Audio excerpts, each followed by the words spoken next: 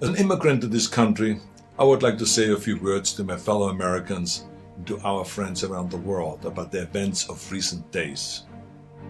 Now, I grew up in Austria. I'm very aware of Kristallnacht, or the Night of Broken Glass. It was a night of rampage against the Jews carried out in 1938 by the Nazi equivalent of the Proud Boys. Wednesday was the day of broken glass right here in the United States. The broken glass was in the windows of the United States Capitol. But the mob did not just shatter the windows of the Capitol, they shattered the ideals we took for granted. They did not just break down the doors of the building that housed the American democracy, they trampled the very principles on which our country was founded. Now, I grew up in the ruins of a country that suffered the loss of its democracy. I was born in 1947, 2 years after the Second World War. Growing up, I was surrounded by broken men drinking away their guilt over their participation in the most evil regime in history. Not all of them were rabid anti-Semites or Nazis. Many just went along, step by step, down the road. They were the people next door. Now, I've never shared this so publicly because it is a painful memory. But my father would come home drunk once or twice a week, and he would scream and hit us and scare my mother. I did not hold him totally responsible because our neighbor was doing the same thing to his family, and so was the next neighbor over. I heard it with my own ears and saw it with my own eyes. They were in physical pain from the shrapnel in their bodies and in emotional pain from what they saw or did. It all started with lies and lies and lies and intolerance.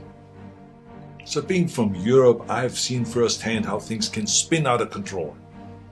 I know there is a fear in this country and all over the world that something like this could happen right here.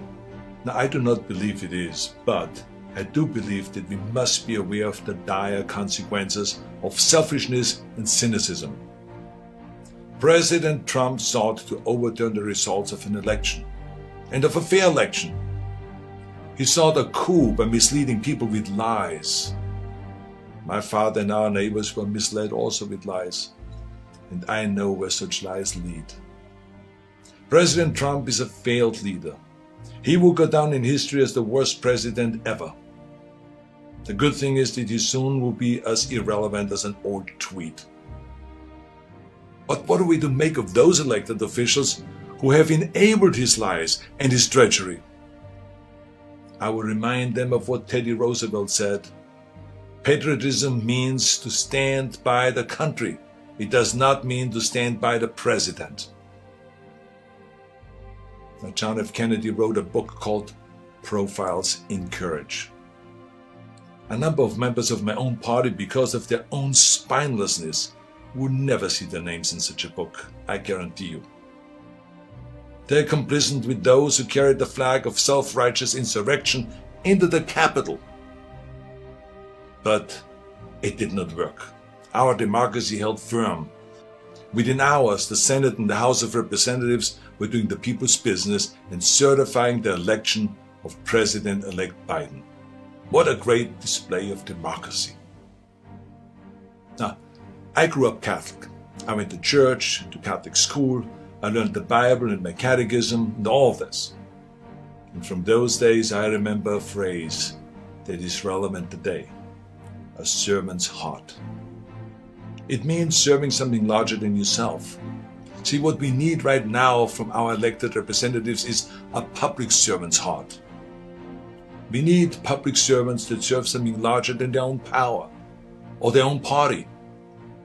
We need public servants who will serve higher ideals, the ideals in which this country was founded, the ideals that other countries look up to. Now, over the past few days, friends from all over the world have been calling me distraught and worried about us as a nation. One woman was in tears about America, wonderful tears of idealism about what America should be. Those tears should remind us of what America means to the world. Now I've told everyone who has called that as heartbreaking as all of this is, America will come back from these dark days and shine our lights once again. Now you see this sword? This is the Conan sword. Now here's the thing about swords. The more you temper a sword, the stronger it becomes. The more you pound it with a hammer and then heat it in the fire and then thrust it into the cold water and then pound it again and plunge it into the fire and into the water, the more often you do that, the stronger it becomes. I'm not telling you all this because I wanted to become an expert sword maker, but our democracy is like the steel of this sword. The more it is tempered, the stronger it becomes. Our democracy has been tempered by wars, injustices, and insurrections. I believe, as shaken as we are by the events of recent days, we will come out stronger because we now understand what can be lost. We need reforms, of course, so that this never ever happens again. We need to hold accountable the people that brought us to this unforgivable point. And we need to look past ourselves, our parties and disagreements, and put our democracy first. And we need to heal together from the drama of what has just happened. We need to heal not as Republicans or as Democrats, but as Americans.